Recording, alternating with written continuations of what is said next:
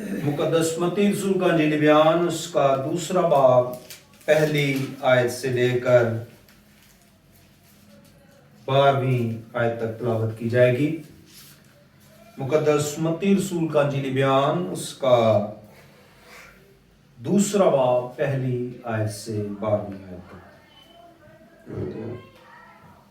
पहली आयत से खुदा के कलाम में लिखा है, जब यीशु हेरोदिस बादशाह के ज़माना में यहूदिया के बैतलहम में पैदा हुआ तो देखो कई मजूसी पूरब से यरूशलेम में ये कहते हुए आए कि यहूदियों का बादशाह जो पैदा हुआ है वो कहाँ है, क्योंकि पूरब में उसका सितारा देखकर हम उसे सजदा करने आए। ये सुनकर हेरोदिस बादशाह और उसके साथ यरूशलेम के सब लोग घबरा गए और उसने कौम के सब सरदार काहिनों और फकीयों को जमा करके उनसे पूछा कि मसीह की पैदाइश कहाँ होनी चाहिए। उन्होंने उससे कहा, यहूदिया के बैतलहम, क्योंकि नबी की मार्फत ये लिखा है कि ए बैतलहम यहूदा के इलाके, तुम यहूदा के हाकिमों में हरगिज़ सबसे छोटा नहीं, क्योंकि तुझ में से एक सरदार निकलेगा जो मेरी उम्मत इसराइल की गलावानी करेगा। इस पर हेरोदिस ने मजूसियों को चुपके से बुलाकर उनसे तहकीक की कि वो सितारा किस वक्त दिखाई दिया था, और ये कहकर उन्हें बैतलहम को भेजा कि जाकर उस बच्चे की बाबत ठीक ठीक दरियाफ्त करो, और जब वो मिले तो मुझे खबर दो ताकि मैं भी आकर उसे सजदा करूं। वो बादशाह की बात सुनकर रवाना हुए और देखो जो सितारा उन्होंने पूरब में देखा था वो उनके आगे आगे चला, यहाँ तक कि उस जगह के ऊपर जाकर ठहर गया जहां वो बच्चा था। वो सितारे को देखकर निहायत खुश हुए और उस घर में पहुंचकर बच्चे को उसकी माँ मरियम के पास देखा और उससे के आगे गिरकर सजदा किया और अपने डब्बे खोलकर सोना और लुबान और मुर उसको नजर किया, और हेरोदिस के पास फिर ना जाने की हदायत ख्वाब में पाकर दूसरी राह से अपने मुल्क को रवाना हुए। खुदा उनके जिंदा पाक कलाम के पढ़े और सुने जाने पर खुदा की बरकत हो। जैसा कि आपको याद होगा, मैंने आपसे कहा था पिछले हफ्ते कि आइंदा आने वाले हफ्तों में हम मसीह यीशु के हवाला से, उसकी पैदाइश के हवाला से, पुराने अहदनामा में से और दीगर बातों के हवाले से इंफॉर्मेशन जो है उसके ऊपर कुछ देर बात करेंगे। कुछ मैसेजेस ऐसे होंगे, पिछले साल भी हमने इस मश्क को दोहराया था, और आमद के ये जो हफ्ते थे या जो दिन थे, इनमें हमने खुदावंद यीशु की पहली आमद के हवाला से पुराने अहदनामा में से सीखा था। आज हम खुदावंद के जिंदा कलाम में से कुछ देर मजूसियों के हवाले से खुदावंद के कलाम को सीखेंगे। मजूसी जो थे ये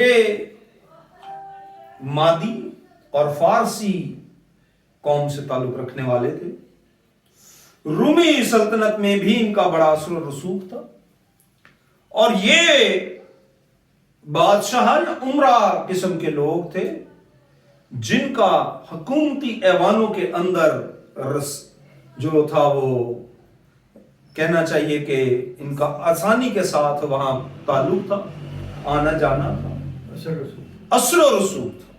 बेहतर लफ्ज मंजूर भाई ने बताया कि असर और रसूख। और ये वो लोग थे जो बादशाह बनाते या जिसे हुकूमत में लेकर आना होता उसे ले आते थे। तालीम याफ्ता,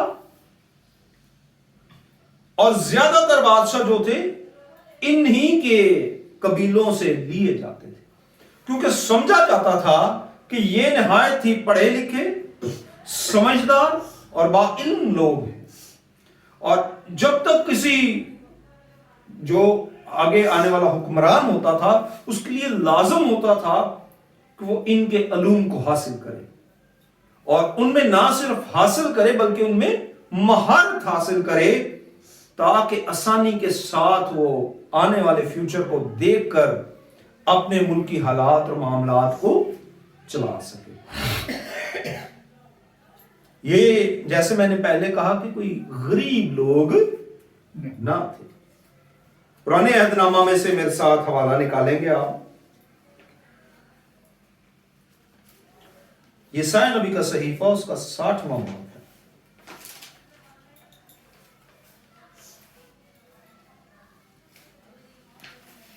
چھٹی آیت ہے, 60ویں باب کی چھٹی آیت ہے,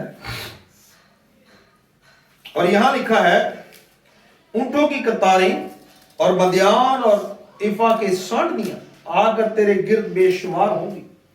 وہ سب سبا سے آئیں گے اور سونا اور لبان لائیں گے اور خداوند کی حمد کا اعلان کریں گے. یہ مجوسیوں کے حوالہ سے ایک بڑی پیشین گوئی تھی. پرانے عہد نامہ میں ان کے متعلق بہت زیادہ بات کی گئی, اور دانیل نبی ایک ایسا نبی گزرا ہے پرانے عہد نامہ میں جسے نبوکدنصر بادشاہ نے مجوسیوں کا سردار مقرر کیا تھا. وجہ یہ تھی کہ دانیل نبی بھی خوابوں کا تعبیر کرنے والا تھا, وہ بھی ایسے ہی علوم کا ماہر تھا. جب وہ ایسے علوم کا ماہر تھا تو جہاں خداوند نے اسے برکت دی, اس ملک کے بادشاہ نے اسے ترقی دی, وہیں اس نے انہیں سردار بنایا. اور اس دور میں بھی انہوں نے اپنے علوم میں اور ترقی کی. جب کوئی اچھا اور با علم حکمران آتا ہے تو نیچے کی جو رعایا ہے وہ بھی اپنے معاملات میں کیا کرتی ہے, آگے بڑھتی ہے. پرانے عہد نامہ میں ان کے لیے بہت سارے حوالہ جات جو ہیں وہ ہیں, اور یہ جس علاقے سے ان کا تعلق تھا اس کو بھی ہم نے دیکھا ہے کہ وہ سبا اور سور کے علاقے سے تھے, سیدا کے.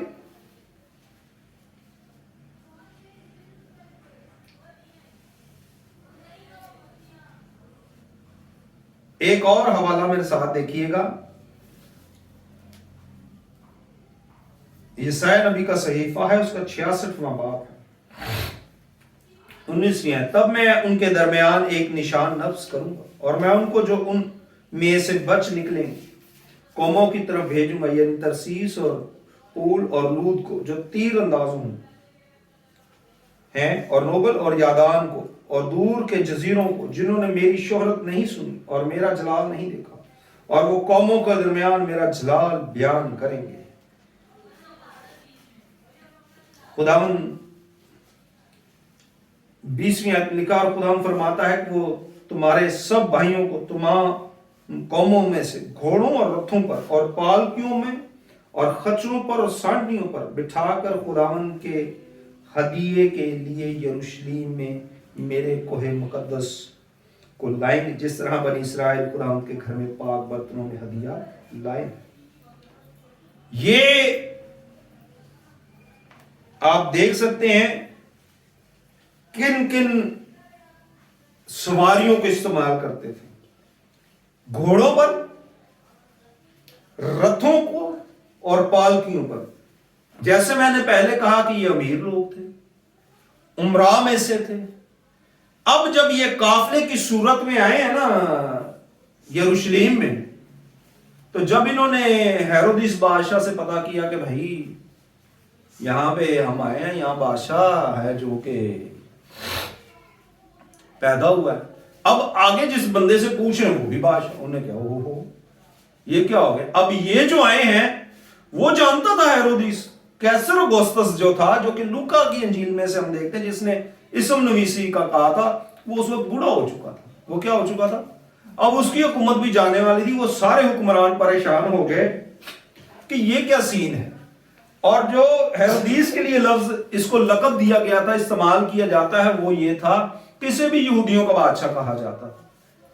اسے بھی یہودیوں کا کیا کہا جاتا تھا, بادشاہ کہا جاتا تھا. اب مجوسیوں نے آ کے ڈائریکٹ اسی سے سوال کر دیا کہ بھائی جو یہودیوں کا بادشاہ پیدا ہے وہ کہاں ہے. جب اس نے ان لوگوں نے آ کے اس سے پوچھا, نہ بھی یہ تو آئے تھے گھوڑوں پہ, اب ان کی اپنی حکومت کمزور تھی، یہ تو خود چاہتے تھے کہ ہم کہیں کوئی ایسا ہمیں زور آور بادشاہ مل جائے تاکہ ہم روم سے اور دیگر حکومتوں سے اپنی چھین کے ان کی تو اپنی حکومت قائم کر لیں۔ ہیرودیس ڈر گیا، انہوں نے کہا بھیا تو گھوڑوں پر آئے ہیں، ایسا ہے کہ ان کی علم بھی پکا ہے۔ ہیرودیس بھی اس بات کو جانتا تو وہ گھبرا گیا، ڈر گیا۔ اس نے فٹافٹ اپنے جو اس کے محل کے لوگ تھے، جو با علم لوگ تھے، ستارہ شناس تھے یا جو ایسا علم رکھتے تھے، انہیں بلایا، بھائی یہ کہاں ہو سکتا ہے، یہ کیسے ہو سکتا ہے، کیا اس کا وقت یہی ہے جو یہ کہہ رہے ہیں؟ جی بالکل یہی ہے۔ اب یہ ہیرودیس کے لیے بڑی مشکل وقت کی بات تھی، کیونکہ مشکل یہ نہیں تھی کہ بادشاہ پیدا، اس سے یہ تھا کہ اب میری حکومت بھی چلی جائے گی، کیونکہ یہ بااثر لوگ ہیں، یہ روپے پیسے والے لوگ ہیں، یہ اسے بادشاہ بنا دیں گے۔ اور بادشاہ بناتے بھی یہی تھے، جسے بادشاہ بنانا ہوتا تھا یہ اسے بادشاہ بنا دیتے تھے اس وقت کا۔ اور یہ چاہ رہے تھے، یہ تلاش میں تھے کہ کوئی ہمیں نیا بادشاہ مل جائے۔ انہوں نے جب ہیرودیس کو کہا تو ہیرودیس نے کہا بھائی کام خراب ہو گیا، ہماری تو ساری یہاں پہ جو روم کے اندر ہے جو ایک اجارہ داری ہے وہ کیا ہو جائے گی، اب ختم ہو جائے گی۔ اب یسوع مسیح نے ایک دفعہ کہا تھا کہ میری بادشاہی اس زمین کی، وہ اس بادشاہی کا جواب تھا کہ مجوسی جس بادشاہی کی تلاش میں تھے وہ اس چکر میں تھے، شاگرد بھی یہی کہتے تھے خداوند تو کب بادشاہی میں آئے گا، جلدی آنا ہے۔ ٹھیک ہے، ساڈوں ہی کوئی وہ ایک دو شاگردوں کی ماں نے کہہ دیا تھا، ایک ہی ماں کے دو شاگرد تھے، اس نے کہا میرے ایک منڈے نے سجے تھے کھبے بٹھا دیں، کیونکہ ذہنی طور پر وہ لوگ تیار تھے کہ اب ہم روم کے تسلط سے آزاد ہونے والے ہیں۔ مجوسی بھی آ گئے، ساری نشانیاں، وہ تو ہر بندہ اس چکر میں تھا کہ نشانیاں پوری ہوتی جا رہی ہیں، اب جو ہے بادشاہ ہون آیا کہ ہون آیا۔ یسوع مسیح نے کہا کہ میری بادشاہی زمین کی بادشاہی نہیں۔ اب یہ ان لوگوں کے لیے حساب لگائیں کہ کتنی مشکل بات ہوگی کہ بیک وقت میرے لحاظ سے دو لوگوں پر مشکل وقت تھا۔ حکمران اس لیے پریشان تھے کہ ہماری حکمرانی جانے والی ہے، اور جو یسوع مسیح کے جب وہ جوان ہوئے، روئے زمین پر رہے، تو جو اس کے ساتھ تھے وہ اس لیے پریشان تھے کہ جدوں اے حکومت چاہے گا تے سانوں پتہ نہیں کی عہدہ مل جائے گا۔ وہ آپس میں ہر وقت وہ کہتے ہیں نا چنجے لڑاتے رہتے تھے کہ پتہ نہیں سانوں کچھ نہ کچھ مل جائے۔ اسی لیے تو انہوں نے پام سنڈے کے روز بڑے جی استقبال کر دیا تھا، اپنے درختوں کی وہ تھی ڈالیاں بچھا دی تھی، کپڑے بچھا دیے ہوئے، بادشاہ کا استقبال کر رہے تھے۔ ذہنی طور پر سب لوگ تیار تھے کہ بادشاہ، ستارے نے بھی رہنمائی کی، اسی جگہ پر وہ آیا جہاں پر، کیونکہ اسی کی روشنی میں وہ مجوسی چل کے آئے تھے، وہ اپنے علم کے مطابق بالکل ٹھیک چل کر آئے، لیکن جہاں تک ان کے علم کی بات تھی وہ یہ تھی کہ ان کا علم انہیں اس جگہ تک لے کر آیا تھا، ان کا علم اس جگہ پر لے آیا تھا، لیکن آگے کیا ہوا؟ آگے پھر خدا کا کام شروع ہوتا ہے۔ آگے کیا ہوا؟ میرے ساتھ حوالہ دیکھیے گا 12ویں آیت سے۔ اور ہیرودیس کے پاس پھر نہ جانے کی ہدایت خواب میں پا کر دوسری راہ سے اپنے ملک کو سارا علم، ساری شان و شوکت، سارا جاہ و جلال ایک منٹ میں ختم ہو گیا۔ جب خدا ان کی طرف سے ہدایت ملی کہ ٹھیک ہے تہاڈا علم ٹھیک سی، تہاڈے علم نے ٹھیک نشانہ لگایا، ٹھیک کم ہو گیا، اتوں تک ٹھیک سی تہاڈی گل، کیونکہ یہ بادشاہی زمینی نہیں ہے، لہذا تمہیں واپس لاؤ، کیونکہ خداوند جو ہیں وہ زمین پر لڑائی نہیں بلکہ صلح ہے، اسی لیے اسے سلامتی کا شہزادہ کہا گیا ہے۔ سلامتی کا شہزادہ آیا ہے سلامتی کے لیے، لڑائی کے لیے نہیں۔ یہ لوگ کس چکر میں آئے تھے؟ جنگوں کے لیے، گھوڑوں پر بیٹھ کر آئے تھے۔ ہیرودیس کے لیے سب سے بڑی مشکل بات یہ تھی کہ یہ گھوڑوں پر بیٹھ کر آئے تھے۔ یہ سائے نبی کے 66ویں باب نے ہم نے پڑھا کہ یہ کہاں کس پر بیٹھ کے آئیں گے؟ پالکیوں پر، یہ سانٹنوں پر، یہ گھوڑوں پر، ایک بڑا جلوس لے کر آئے۔ ہیرودیس کی تو بیچارے کے سانس خشک ہو گئے کہ یہ کیا سین ہو گیا بھائی، یہ تو نیا کوئی قبضہ گروپ شروع ہونے لگا۔ لیکن خداوند نے سلامتی کے شہزادے کو جب دنیا میں بھیجا خدا باپ نے، تو اس نے ساتھ ہی سلامتی بھی بھیجی۔ وہ ساری ان لوگوں کی پلاننگ یا جو سمجھنے کے دم جنگل میں آگ لگی ہوئی تھی، وہ شانت ہو۔ خدا نے کہا نہیں ٹھیک ہے آپ جاؤ۔ ہمارا خدا محبت، کلام کی سب سے چھوٹی بھی آیت ہے کہ خدا محبت ہے۔ اور پھر مقدس یوحنا رسول کے انجیلی بیان کے 3 باب کے 16ویں آیت میں بیان کرتا ہے کہ خدا نے دنیا سے ایسی محبت رکھی کہ اس نے اپنا اکلوتا بیٹا، خدا کی یہ محبت تھی۔ اور جب محبت کوئی کسی سے کرتا ہے تو وہ لڑائی کے لیے نہیں کرتا، وہ اس کی بہتری کے لیے کرتا ہے، وہ اس کی ترقی کے لیے کرتا ہے، وہ اس کی برکت کے لیے کرتا ہے، اس کی نجات اور رہائی کے لیے بات کرتا ہے۔ آج ہی شام میں ہم کہیں عبادت پر تھے تو وہاں سیکھ رہے تھے کہ ہمارے ملک کی ایک بڑی جماعت ہے جس کا نعرہ ہے کہ روٹی کپڑا اور مکان۔ روٹی کپڑا مکان تو دنیا میں مل جاتا ہے۔ خداوند یسوع نے کہا کہ آسمان کے پرندوں کو دیکھو، نہ بوتے ہیں نہ، پھر بھی خدا انہیں مہیا کرتا ہے، اور تمہاری قدر تو ان سے بھی۔ یہی بات ہے، ہم روز صبح بھوکے ضرور اٹھتے ہیں لیکن رات کو بھوکے سوتے نہیں۔ یہ خدا کا فضل، یہ اس کی محبت ہے۔ لیکن وہ میری اور آپ کی نجات کا کام دنیا میں کوئی نہیں کر سکتا۔ مجھے اور آپ کو بچانے کے لیے وہ صرف اپنے بیٹے کو بھیجتا ہے اور وہی بچاتا ہے۔ اور بچاتا کس کے وسیلے سے ہے؟ اپنے بیٹے کے وسیلہ سے۔ اس سلسلے کو مزید ہم جاری رکھیں گے۔ یہاں آج پہلا ٹاپک ہے، ابھی سٹارٹ کیا ہے۔ جیسے جیسے ہم گہرائی میں جائیں گے، ابھی ہم مجوسیوں کو، گڈریوں کو بھی دیکھیں گے، آگے گڈریوں پر دیکھیں گے ہم، پھر ستارے کے حوالے سے دیکھیں گے، پھر اور پیشین گوئیوں کے حوالے سے آنے والے دنوں میں ہم خداوند کے کلام میں سے سیکھتے جائیں گے۔ میری کوشش ہے کہ انٹرسٹنگ مضمون بناتا جاؤں۔